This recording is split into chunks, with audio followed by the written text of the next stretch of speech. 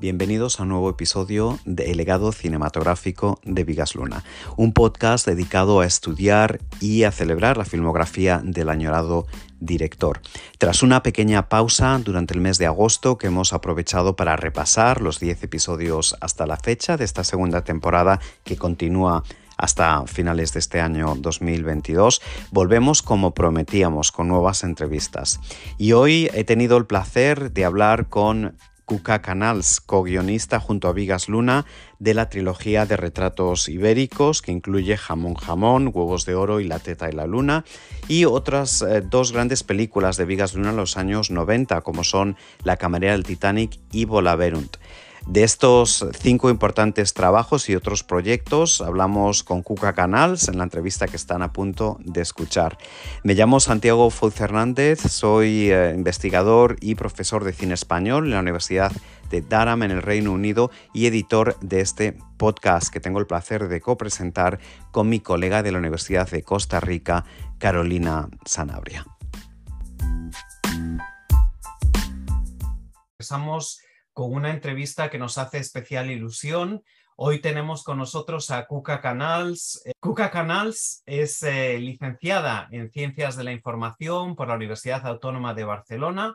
Trabajó en publicidad hasta 1992, consiguiendo importantes premios internacionales, como el Grand Prix del Festival de Publicidad de Cannes, otros premios también en Nueva York, San Sebastián y Bruselas. En 1988 conoció a Bigas Luna, quien le propuso trabajar como guionista. Su primera película, que todos conocemos en este podcast, Jamón Jamón, que se estrenó hace ahora 30 años, en 1992, y como sabemos fue galardonada con el León de Plata en el Festival de Venecia. Fue seguida por Huevos de Oro, que se estrenó en 1993 y recibió el premio especial del jurado del Festival de San Sebastián.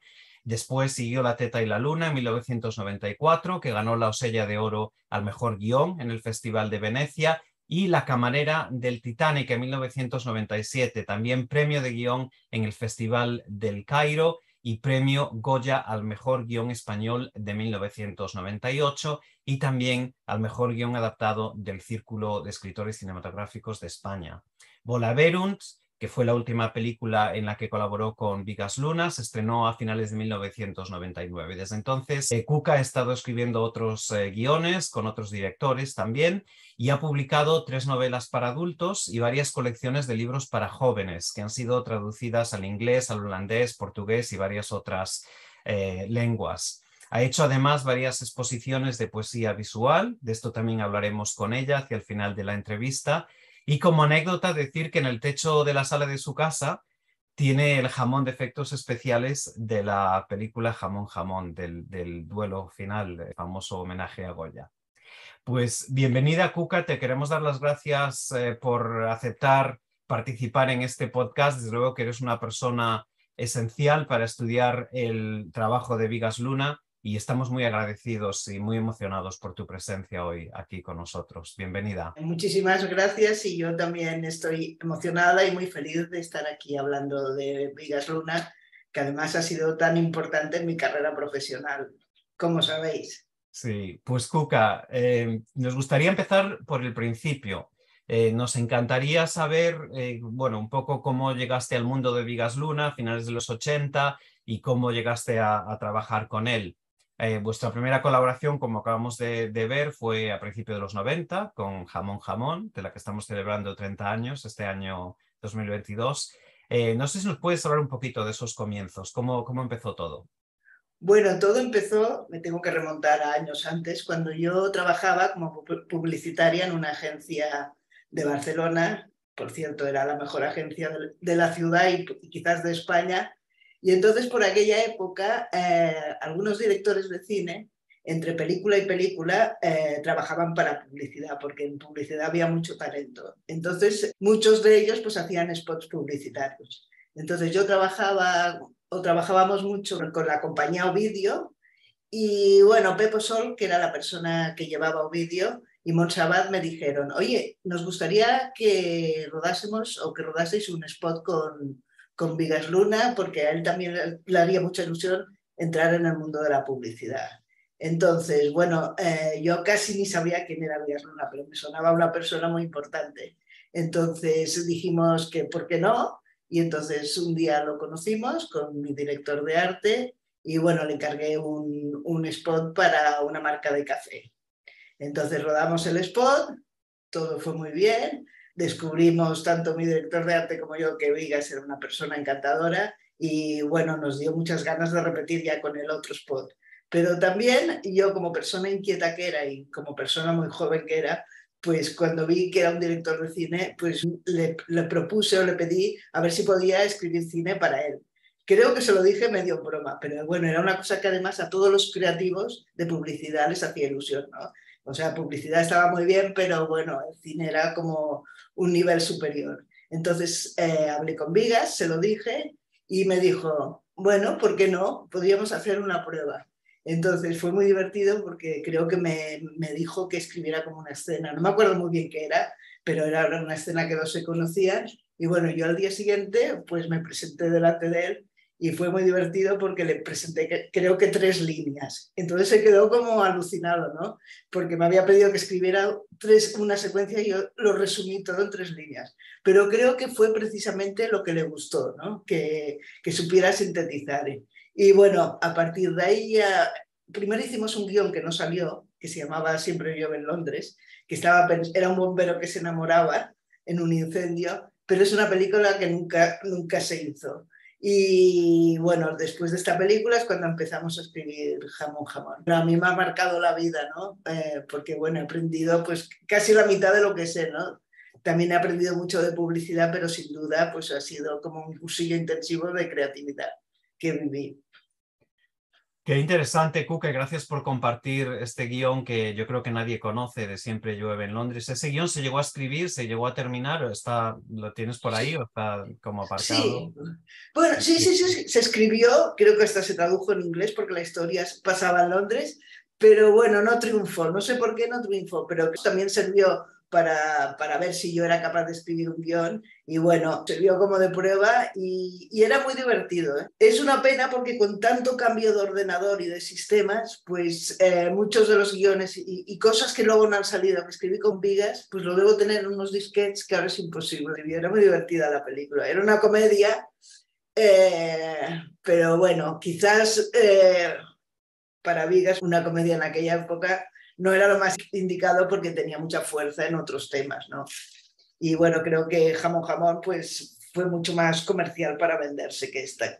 Sin duda, menudo bombazo. La verdad es que yo no dejo de descubrir cosas sobre Vigas Luna cada vez que hablamos, tanto mi colega Carolina Sanabria como yo, con distintos colaboradores y colaboradoras de su trabajo. Y muchas gracias por compartirlo. Bueno, mira, y si por casualidad la encuentro, pues me encantaría compartirla. También escribimos otro proyecto, pero este no se llegó a acabar tanto, que se llamaba Gallinas, que el título a mí me parecía pues bestial, ¿no? Una película que se llama Sí. Gallinas y que iba sobre mujeres, pero al final tampoco prosperó mucho. De este sí que había oído hablar porque lo comenta Carolina Sanabria en su libro también. Queríamos, bueno, como puedes imaginarte, tenemos muchas preguntas sobre Jamón Jamón y sobre la trilogía de retratos ibéricos en general, pero quería comentarte, Cuca, si cuando os pusisteis a escribir Jamón Jamón pensabais ya en el proyecto como parte de una trilogía, había un concepto de trilogía desde el principio, fue algo que se fue desarrollando. Evidentemente, ahora mismo, cuando echamos la vista atrás y pensamos en la trilogía de retratos ibéricos, siempre pensamos en las 3 películas. Claramente el equipo era de producción y postproducción era el mismo, prácticamente. Existe el libro de retratos ibéricos, es decir, claramente funciona como una trilogía. ¿Pero esto era el caso desde el principio, Cuca, o fue algo que se desarrolló? Bueno, no he estado intentando recordar, pero creo que todo fue un poco al mismo tiempo. Creo que la primera vez que yo oí hablar de Jamón Jamón fue un día que Vigas me dijo, quiero escribir una historia de una chica que llora cuando pela las cebollas para hacer la tortilla de patatas. Y entonces cuando me dijo esto yo me quedé pero alucinada, ¿no? Pensé, chapó, ¿no? Alguien que quiera hacer una película sobre eso. Entonces a partir de aquí me empezó a hablar de los monegros y de Aragón y creo que a partir de aquí empezó allá a forjarse la trilogía ibérica. Entonces Me empezó a hablar de que además le gustaría hacer un retrato de la España profunda, que es jamón jamón. También me habló que también le encantaría hacer una historia de un chorizo, que es la historia de Huevos de Oro. Y bueno, y luego también me habló de que le gustaría mucho retratar el país que le había visto nacer, que era Cataluña. Entonces, creo que poco a poco fue una pelotita que fue aumentando, ¿no? Que fue creciendo, creciendo, y creo que ya cuando escribíamos Jamón Jamón, ya tenía clarísimo Vigas que quería hacer una trilogía. Y bueno, ya cuando descubrió a Bardem, ¿no? Y trabajó para Jamón Jamón, ya vio clarísimo que tenía que ser el protagonista de la segunda película, que es Huevos de Oro. Y bueno, una anécdota divertida es que cuando yo empecé a trabajar con Vigas, pues no tenía ni idea de qué películas había hecho. Entonces, bueno, él iba hablando y yo hacía ver que más o menos los había visto porque hasta me daba vergüenza. Entonces, 3 años después, un día le dije la verdad. Le dije, oh, lo siento, pero no he visto ninguna película tuya. Y para demostrar cómo era Vigas, en vez de enfadarse, le encantó y me prohibió ver películas suyas. Te lo digo que era una persona que sorprendía mucho. O sea, cuando me dijo que quería hacer la historia de una niña que lloraba al pelar las cebollas, pues me sorprendió. Y eso es una cosa que Vigas lo consigue en sus obras, ¿no? Es sorprender. Pero en la vida real creo que también lo hacía, ¿no? O sea, me prohibió, pero yo al final vi a escondidas, tengo que confesarlo, las primeras películas de él. Y también me sorprendí mucho por la fuerza que tenía, ¿no? Y me encantan esas metáforas gastronómicas, ¿no? Que están desde el principio, la tortilla, el chorizo, ¿no? Todo que esto es después una parte tan central en las películas. Bueno, hemos tenido la oportunidad de hablar, tanto Carolina como yo, con varios colaboradores, como decía, de su filmografía.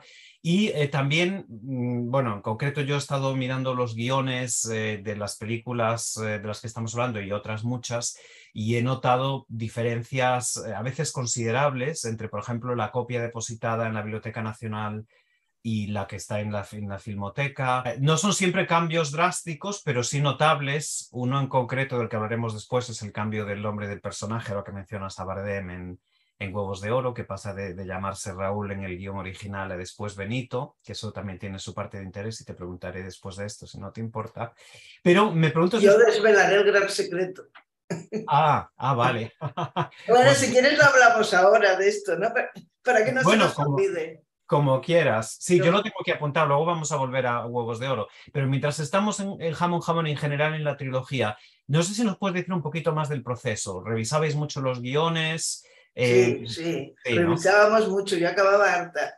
Tenía por aquel entonces un Macintosh que eran mucho más pequeños, pero mi pantalla estaba llena de versiones. Bueno, es normal hacer muchas versiones de una película, pero quizás con Vigas yo creo que hacíamos muchos más, porque, bueno, creo que los dos teníamos muchas ideas y tendíamos a ir mejorando, ¿no? Entonces, bueno, esto que has dicho de las diferencias también puede ser porque, bueno, yo creo que un guión es como una cebolla, ¿no? Que vas sacando capas hasta que al final ya está ya acabado y pulido, ¿no? Pero bueno, lo que dices de que hay diferencias de los guiones quizás es después del casting, ¿no? Porque según qué actores cogíamos, si eran importantes, entonces había que aumentar el papel o disminuirlo si no eran tan importantes. Por ejemplo, me acuerdo en Huevos de Oro, cuando supimos que era Benicio del Toro, pues se le dio más papel, que es normal. Bueno, pero creo que es una cosa normal que pasa en todas las películas. Pero bueno, sí, si la pregunta es si trabajábamos o revisábamos mucho, sí. Porque bueno, yo creo que es la forma de hacer una película, ¿no? Totalmente. Más las películas de Vigas que tenían tantas cosas, ¿no? Tantos símbolos y tantos personajes y tantas, ¿no? Y tantas lecturas, ¿no? Lecturas que sin duda yo era muy joven cuando empecé a trabajar con Vigas, que ni yo entendía, ¿no? Pero bueno, tú que has estudiado a Vigas ya has visto que no, que es un director como muy complejo en el buen sentido. Sin duda, y ahí seguimos y hay nuevas lecturas, nuevas publicaciones verdaderamente cada año. O sea que mira, 30 años después aún se sigue escribiendo estas películas que empezaron con una cebolla y con una tortilla, ¿no? Otro de los temas que os unía a la hora de trabajar era el interés en el marketing, en la publicidad, ¿no? que comentaste al principio. Y de hecho es muy interesante que este tema aparece como una parte central, sin duda, de Jamón Jamón, pero hasta cierto punto también aparece en Huevos de Oro. No sé si puedes hablar un poquito más de esto, del mundo de la publicidad en esos guiones. Bueno, yo creo que a Vigas, para empezar, le gustaba mucho la publicidad, ¿no? Porque además en la época que yo lo conocí, en España había un talento pues innegable, ¿no? Y bueno, le hacía mucha gracia la publicidad y lo que te digo, yo creo que lo que le gustó además de mi forma de trabajar era que los publicitarios estamos acostumbrados a 20 segundos y siempre vamos pues al grano, ¿no? No nos vamos no nos desviamos. Y yo creo que esto da más fuerza a los trabajos, ¿no? Un spot de publicidad es como una imagen, ¿no? Y bueno, yo creo que Vigas es el rey de las imágenes potentes. Y esto lo tiene también un poco la publicidad. Y a mí personalmente, pues una de las cosas que me hacía ilusión con Vigas era trabajar con según qué imágenes, ¿no? Cuando me dijo que íbamos a poner un toro, yo es que estaba, que alucinaba, pero encantada, ¿no? Porque además fuimos debajo de un toro y es una experiencia que recomiendo a todo el mundo, ¿no? Ponerse debajo de un toro de Osborne. Y bueno, cuando veía que yo iba a trabajar con alguien que estaba dispuesto a que una actriz se tapase de la lluvia con un cojón, pensé, pues yo quiero trabajar con esta persona. Y bueno, como esto te diría muchas imágenes. En Jamón Jamón empieza con un casting la película y bueno, es un poco lo que yo también he trabajado, ¿no? Pero claro, hacer un casting de paquetes, ¿no? Que es otra cosa que hacía Vigas, era llevar las cosas al límite, ¿no? Bueno, yo creo que Vigas sobre todo era un artista, ¿no? Y en las películas se refleja esto, ¿no? Tiene fotogramas que son cuadros, ¿no? Y aquí si quieres hablamos de la escena final, pero bueno, es que nos inspirábamos en cuadros, ¿no? En pintores. De aquella época mi familia tenía un negocio que era de copias de cuadros. Para que veas que yo también vengo del mundo del arte y creo que es otra de las cosas que a Vigas le gustaba, ¿no? Porque, o sea, yo vengo de una familia del mundo del arte, entonces desde pequeña estoy acostumbrada a estar rodeada de cuadros de Goyas, de Picassos, ¿no? He visto muchos cuadros y creo que esto influye, ¿no? Luego en el trabajo que haces. Y se Y ve. bueno, sí. Menudas películas más pictóricas. Y claro, Vigas Luna siendo un artista también que cada vez cuanto más descubrimos también de su arte, yo que bueno, mi interés siempre ha sido más en las películas, pues está claro que como tú misma dices, esos fotogramas son cuadros. Otra cosa que está relacionada con esto es que, bueno, una de las cosas que le encantaba hacer a Vigas era como esquemas, ¿no? Por ejemplo, en Jamón Jamón era el triángulo, que eran las tres mujeres, que era la puta, la hija de puta y la hija de la gran puta, que esto también a mí me alucinaba cuando empezaba a hablar así. Y lo hacía en un dibujo con un triángulo y ya era precioso el esquema que hacía. Y bueno, creo que se nota mucho en su obra, ¿no? Que es sobre todo un artista. Mucho. Y Cuca, tú a la hora, hablamos un poco del proceso de escribir el guión y de revisarlo y esto, pero a la hora de producir la película en el rodaje, hablabas ahora que estabas debajo del toro, ¿ibas a las localizaciones o ya cuando empezaba el rodaje o después te desentendías un poquito de la película? Bueno, el problema que tenía yo es que iba muy liada porque al principio compaginé mi trabajo como guionista con el de creativa publicitaria. Y bueno, no sé ni cómo llegaba todo, o sea, era muy frenético. Entonces, rodajes no tenía mucho tiempo de ir, pero bueno, el trabajo de guionista, y esto siempre lo decía Vigas, acaba cuando pones entregas la última versión, porque luego es improvisar, y claro que hay que improvisar, pero tiene que estar todo como pensado. O sea, Vigas era una persona que le gustaba tener todo muy controlado. Ya sé que hay directores que les gusta improvisar, pero no era el caso de Vigas. Él hacía los deberes y quería que todo saliera como lo había planeado. Relacionado con esto, Cuca, hablábamos antes de toda la recepción que tuvo las películas, los escritos, tanto en prensa como en escritos más académicos que siguen realizándose, como digo, décadas después. Solo este año pues, se ha publicado en los últimos meses este libro que te comentaba antes de Gonzalo Pavés, a quien entrevistamos en este podcast, Vigas Luna, el gran fabulador. Se está reeditando ahora para la Seminci el libro de Angulo sobre jamón jamón. Hay realmente muchas publicaciones nuevas sobre Vigas Luna que no cesan. Yo me pregunto si cuando escribíais estos guiones con Vigas pensabais en estas capas a las que te referiste antes, las capas de la cebolla, todas estas lecturas que podía haber, toda la lectura psicoanalítica que claramente está en las películas. No sé, ¿era algo que formaba parte de vuestra preparación a la hora de pensar en el guión o fue algo que fue saliendo de alguna forma solo? Bueno, supongo, además en mi caso, creo que fue saliendo, porque como te digo, pues era un ritmo muy frenético y quizás no era consciente ni de la cantidad de significado que teníamos lo que hacíamos. Pero por supuesto, ya veías a través de Vigas la gran fuerza que tenían sus imágenes, ¿no? El poder onírico, ¿no? Le encantaba escribir sueños, y aquí sí que lo hacía él porque eran sus sueños. Y bueno, yo creo que ha sido a posteriori cuando me he ido dando cuenta pues, de la gran fuerza que tenían las películas. Es que en el caso de la trilogía, yo creo que la hicimos en casi 3 años, que es una, o en 4 años, 3 películas, que poca gente puede hacer esto. Entonces, cuando Vigas rodaba, yo ya estaba escribiendo la siguiente y tenía que ir a la agencia a acabar mis spots. O sea, yo no sé ni cómo sobreviví. Pero bueno, fue una época que aprendí muchísimo, ¿no? Pero como te digo, fue todo tan rápido que creo que ha sido más a posteriori que me he dado cuenta. Bueno, cuando vi Jamón Jamón hace poco, que lo vimos juntos además, Sí. y bueno, qué bonita la película, ¿no? Qué bonitos los símbolos que utiliza. Además, a mí es una película que me hace especial ilusión porque mi madre es portuguesa y he atravesado bueno, los monegros para ir a Portugal muchas veces, ¿no? Y bueno, claro, cuando empezamos a escribir jamón, jamón, pues me hablaba de los monegros y a mí ya, yo sabía lo que era ya. Y ahí siguen 30 años después, Cuca llenando salas por todo el mundo. En la retrospectiva, los homenajes que hacemos Betty Vigas y yo, pues ahí siguen Y llenando salas. halaga, Eh, ¿no? sí, sí, y ahí siguen, ¿no? Em, Mucha gente, de hecho, recuerda la trilogía, bueno, tanto por los temas, sin duda la historia, todos los símbolos, estereotipos, además de un momento muy concreto de una España de alguna forma que seguía en transición, otro tipo de transición, ¿no? Una transición hacia Europa, ¿no? Me pregunto, con respecto a los actores, tú antes mencionabas que los guiones los revisabais dependiendo de la importancia del actor que protagonizaba ciertos papeles, ciertas películas.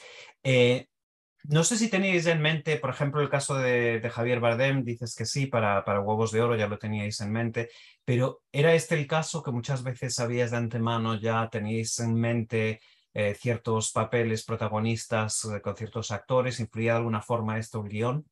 Bueno, siempre va bien porque pones cara y ojos ya al personaje que estás escribiendo, pero claro, tú tienes que escribirlo independientemente del actor que sea. Pero sin duda, pues ver la cara a la persona que lo va a interpretar, pues ayuda. Y si es una persona de raza como Javier Bardem, pues ayuda todavía más. Entonces, bueno, lo que decías antes en Jamón Jamón, Javier se llama Raúl González. Entonces, cuando ya supimos que el actor sería el protagonista de la siguiente película, le pusimos provisionalmente el mismo nombre porque así ya sabíamos de quién hablábamos, fue más fácil. Pero bueno, nunca fue intención que tuviera el mismo nombre porque además hubiera sido un lío, ¿no? Porque ¿qué significaba? Que estaban unidos, que era como otra vida que había tenido. O sea, nunca se pensó que tuviera el nombre de Raúl. Y bueno, buscamos otro nombre que a mí también me hace mucho gracia, que es Benito.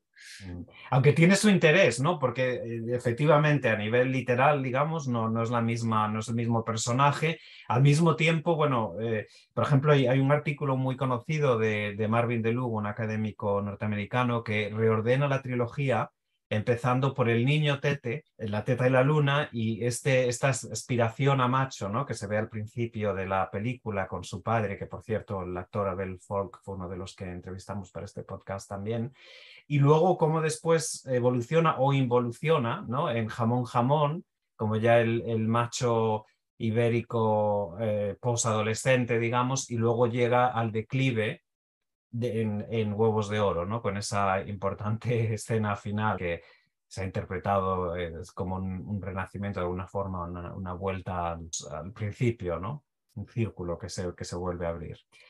No había oído hablar de esta reinterpretación, pero bueno, me parece muy interesante, ¿no? Lo que ahora me preguntaba es por qué empezamos por Jamón Jamón, cuando quizás lo lógico sí que hubiera sido empezar por La teta y la luna. Pero bueno, yo creo que quizás la que tenía más fuerza para empezar era Jamón Jamón. Pero bueno, me parece muy interesante esto. No, no. Pero nunca se pensó que estuvieran por orden inverso, ¿no? Teta y la luna para mí fue quizás la más cercana y la más pasional y quizás la más publicitaria, ¿no? Porque retratábamos también mi infancia, ¿no? Y fue una experiencia súper bonita. Una secuencia que ahora me acuerdo mucho, además, que es el Tete, cuando sueña que va a la luna y ponen la bandera. Que bueno, Exacto. me parece, en el momento en que vivimos, me parece una secuencia maravillosa, ¿no? De alguna forma me has contestado a la siguiente pregunta que te iba a hacer, Cuca, que Ah, era si tenías alguna película a la que tenías especial cariño, y creo que la respuesta sería La teta y la luna, tal vez. no, no, ¿No? no, no, no, no. ¿No? Les tengo mucho cariño a las tres, ¿no? Quizás más que, porque es verdad, es un tópico, pero las obras para los autores son como hijos. Y en este caso para mí son tres hijos, ¿no? ¿Y a cuál quiero más? A cada uno por una cosa. Por ejemplo, a huevos, a jamón jamón, para mí es fascinante porque es mi primera película, no como guionista. Nunca olvidaré el estreno de la película con mi familia, con mis amigos. Allá la Penélope Cruz en la pantalla, a toda pantalla, y fue una cosa, bueno, uno de los días más bonitos de mi vida. Que bueno, otra anécdota importante es que cuando dije a mis padres que trabajaba con Vigas Luna, y bueno, tenían como, pensaban que era una persona rara, ¿no? Entonces creo que lo conocieron el día del estreno y bueno, ya se quedaron enamorados de Vigas. Como todo el mundo que conocía, ¿no? Es algo que todo el mundo nos dice. Bueno, sí, una Eh, persona fantástica. Comentamos al principio la anécdota del jamón que tenías de efectos especiales en tu casa, que me lo enseñaste antes, me hizo mucha ilusión. No sé si guardas algún objeto más, no sé hasta qué punto tienes hablando del cariño que le tengas a las películas. Bueno, el jamón es muy divertido porque mucha gente, sobre todo antes, ahora lo tengo en un sitio más discreto. Antes, en mi casa, cuando vivía en Gracia, lo tenía, o sea, entrabas en la casa y veías el jamón ahí. Y yo creo que había gente, venía con la compra y veía el jamón y alucinaban, ¿no? Debían pensar, ¿y esta qué hace con un jamón? Y bueno, me acompaña siempre a todos los sitios, a todas mis casas, siempre estará en un sitio importante. Entonces, lo que es muy bueno es que he hablado con el Jordi Moya, que es el que lo lleva en la película, y he pedido a mi hijo que cuando me muera se lo dé a él, que eso es muy chulo. Bueno, luego tengo, no soy, antes era más de tener cosas, ahora creo que las cosas hay que guardarlas en el corazón y además ocupan menos de esta forma. Pero bueno, tengo otro objeto súper bonito. Bueno, yo hago poesías visuales, hago cuadros futuristas y con Vigas hicimos algún intercambio de obras. Entonces tengo alguna foto de las que aparecen retratos ibéricos, ¿no? Estas Ah, fotos sí, alargadas. sí, sí, Y sí. bueno, tengo otra cosa que es maravillosa, que es un guión de La teta y la luna dibujado casi todas las hojas por él. En cambio, le regalé cuadros míos. Hicimos bastante intercambio de obras. Muy bien. Pues vamos a pasar entonces, Cuca, a las siguientes películas. Y bueno, después de La teta y la luna, se estrena 2 años después Bámbola, en la que tú no estuviste involucrada, pero que de alguna forma en aquellos tiempos, bueno, pues he tenido la oportunidad de leer muchas de las ruedas de prensa, entrevistas que dio Vigas y los actores en ese momento. Bámbola tiene toda su historia también. Con mucha complejidad por varias razones, pero se hablaba de otra trilogía, tal vez también por el éxito que había tenido la trilogía de Retratos Ibéricos, se hablaba de la posibilidad de hacer una trilogía más puramente mediterránea, en la que Bámbola estaría ambientada en Italia, La Cámara del Titanic en Francia. Se hablaba en aquel momento de Carmen, que luego dirigió Vicente Aranda, y en su lugar tenemos Volaverum. Yo no sé desde tu punto de vista, claro que esto a la hora de interpretarlo, pues bueno, yo sí que lo considero de alguna forma una trilogía y habrá otros estudiosos de Vigas Luna que también lo hagan, pero desde tu punto de vista como guionista de estas obras, ¿eran tres películas conectadas o crees que no? Mi primera, impresión es que no es ninguna trilogía. O sea, bueno, lo he oído a través de ti, pero en ningún momento se planteó como trilogía. Son 3 películas que yo creo que no tienen mucho que ver. O sea, es una noticia que me ha sorprendido tanto que lo tendría que pensar más, pero no sé dónde le ves que tengan alguna relación. Bueno, más que nada que en aquel momento cuando se presentó Bámbola se hablaba en las ruedas de prensa y esto, pues Vigas hablaba mucho de que estaba empezando una nueva trilogía.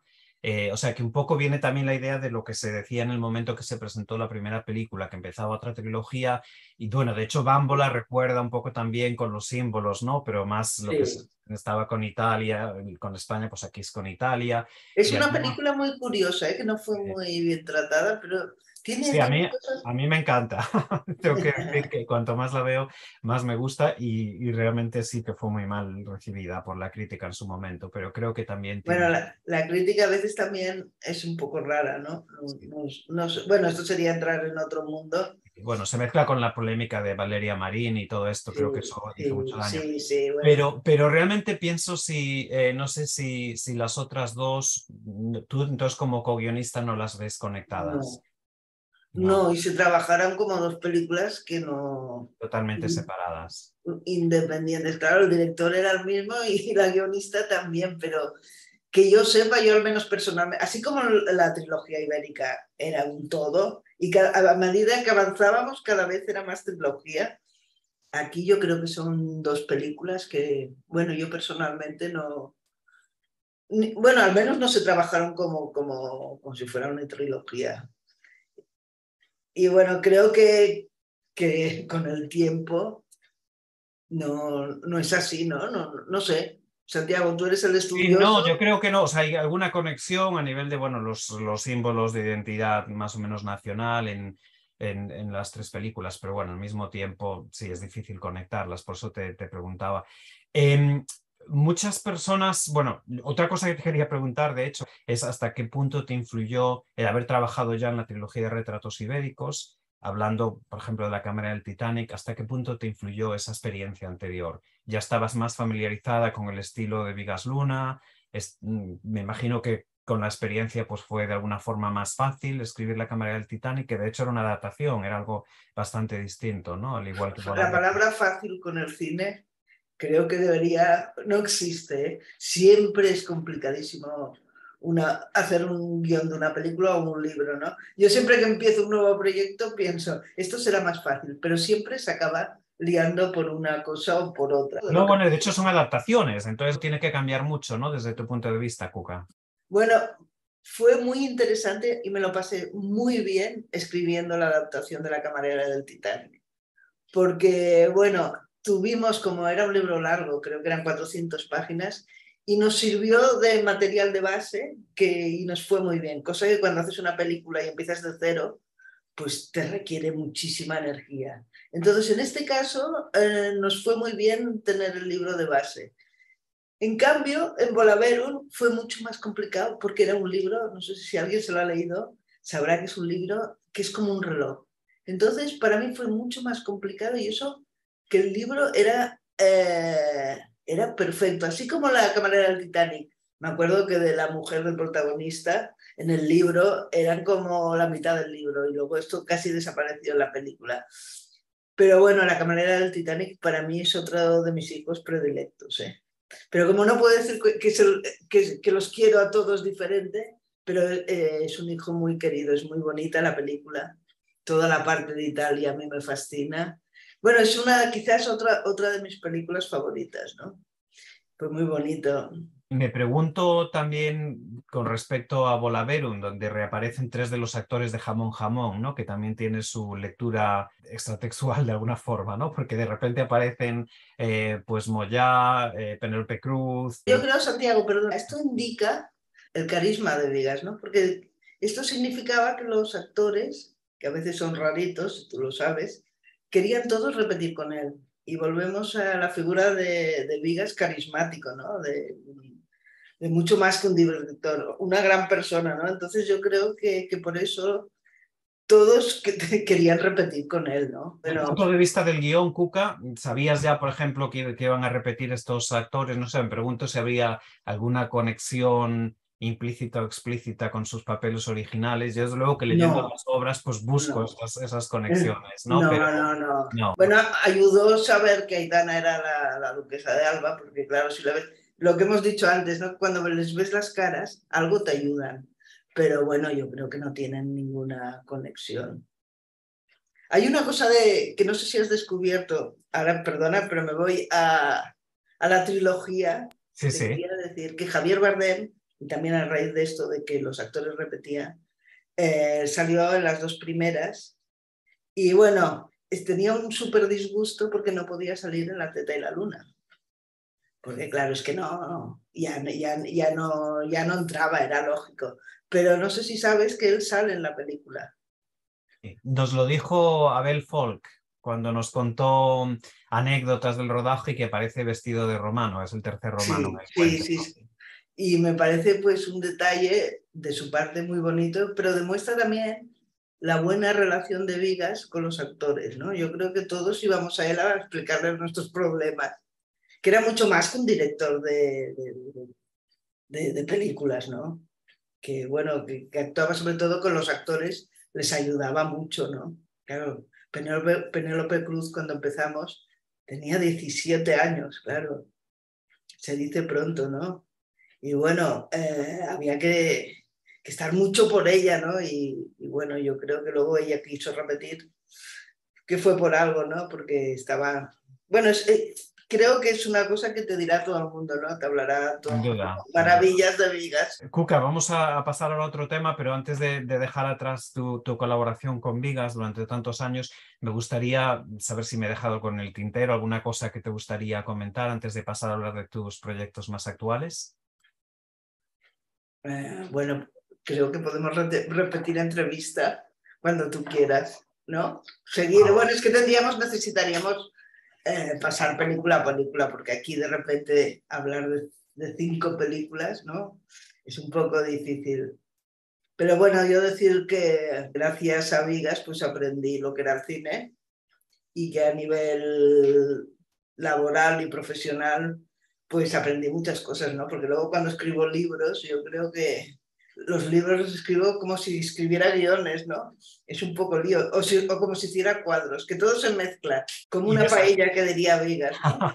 y de eso te quería hablar para terminar un poco la entrevista, porque no te queremos robar más tiempo, pero entre paréntesis, lo que me comentas ahora de hablar película por película, pues Carolina Sanabria, que copresenta conmigo este podcast, y yo tenemos ahí un proyecto para más temporadas del podcast. Es todavía un poco secreto porque todavía no hemos empezado, pero que sepas que si aceptas volver, desde luego que te tendremos encantados en episodios futuros de próximas temporadas del podcast, porque habrá por lo menos 2 temporadas más. Algo Qué que bien. todavía no hemos dicho, pero bueno, ahí queda. Quería terminar, Cuca, preguntándote un poco sobre tu trabajo desde entonces, ¿no? Pues Volaverunt es una película de finales de los 90, han pasado pues 20 años desde entonces, un poquito más. No sé si quieres hablar de algún proyecto en concreto, pero a mí en concreto me gustaría hablar de tus últimos trabajos, tanto de literatura infantil como de poesía visual. La poesía visual hago desde que trabajo en publicidad. Y bueno, para mí es como un premio, ¿no? Porque puedo hacer arte. No, para los que no sepan lo que es poesía visual, es como una mezcla entre literatura y arte, ¿no? A veces es una palabra que te sorprende. Entonces, bueno, también gracias a Vigas conocí a Joan Brossa, que es un artista, o era un artista catalán, entonces le enseñé lo que yo hacía y bueno, me ayudó a montar mi primera exposición de poesía visual. Y bueno, no te lo he dicho, quizás ahora que acabamos te diré que yo cuando tenía 16 años lo que quería era estudiar Bellas Artes. Entonces, pero las Bellas Artes intenté entrar en la facultad, pero me suspendieron. Y entonces me quedé como un poco colgada y empecé a hacer publicidad y después cine y después todo lo que hemos hablado. Pero bueno, que el arte me ha perseguido y me persigue desde que he empezado a trabajar. Creo que todo lo que hago está como muy influido con el arte y el cine y todo. Es que bueno, yo creo que hoy en día la creatividad es todo, ¿no?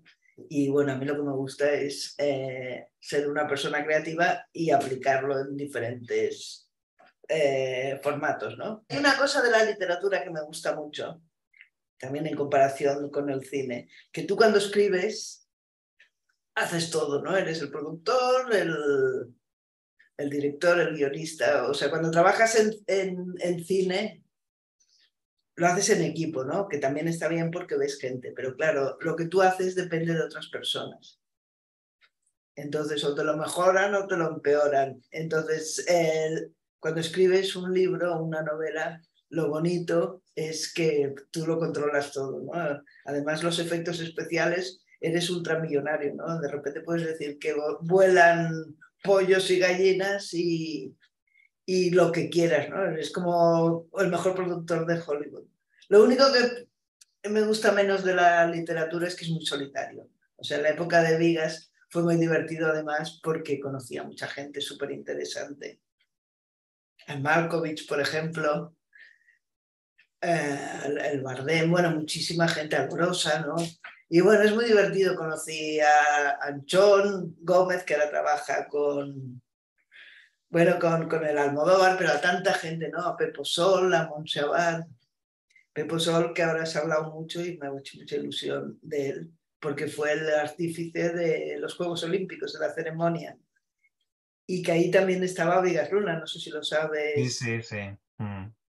Y bueno, me ha hecho mucha ilusión porque han hablado de los dos, ¿no? Cuca, tendríamos tantas cosas de las que hablar contigo y como dices, película por película, desde luego que te agradezco. Secuencia por secuencia. Te agradezco que hayas ofrecido esto porque, bueno, volveremos a contar contigo sin duda, si nos regalas tu tiempo. Y te quiero agradecer todo lo que nos has contado, que es muy interesante. Este podcast, la función es realmente compartir y divulgar información sobre el trabajo de Vigas Luna tanto para estudiosos de su cine, pues como es el caso de Carolina o el mío y otros muchos autores que sabemos que nos escuchan, pero también para futuros investigadores y para el público y los fans que todavía siguen interesados en sus películas. Te hará ilusión saber que el próximo mes de octubre mostraremos la trilogía entera en Edimburgo, en el Festival de Cine Español. La hemos mostrado tan solo este año, se ha mostrado en Nueva York en 2 ocasiones, en Copenhague, en Cleveland, en Ohio, y ahora en Edimburgo, y va a seguir el año que viene en Los Ángeles y en otros lugares. Así que la trilogía sigue su vida, su recorrido, y desde luego que es la prueba de que es una auténtica obra maestra, la trilogía completa. Así que para estar muy, muy orgulloso, sin duda. Y mi autoestima va subiendo. Pues bueno, con razón. Y además todo este trabajo colaborativo con Vigas Luna, pues tan importante y que, como dices, te ha influido tanto. Quería terminar, Cuca, preguntando, no sé si quieres decirnos dónde te podemos encontrar. Tienes evidentemente un WordPress, una página web y Instagram. No sé si quieres compartir tu nombre en estas redes o lo podemos poner, si quieres, en la descripción del podcast. Encantada. Bueno, tengo el Instagram, bueno, que me gusta especialmente porque puedo poner mis piezas de poesía visual y porque creo que es un formato ideal para poner poesía visual. Y bueno, voy poniendo un poco todo lo que hago. Y te encuentran fácil como Cuca Canals. Es fácil hoy en día encontrar a las personas. Pues qué bien, porque bueno, tu Instagram la verdad es que, como dices, compartes muchas obras de poesía visual y de tus publicaciones de literatura juvenil. Es una muy buena forma de seguir en contacto con tu trabajo. Me aseguraré de poner etiquetas para que la gente pueda encontrarte. Y bueno, dándote las gracias, te convocamos entonces a futuros episodios de este podcast, El legado cinematográfico de Vigas Luna. Muchísimas gracias, Cuca Canals. Gracias contigo. Gracias a vosotros, que ha sido un placer poder hablar aquí. Continuará. Muchas gracias. Gracias.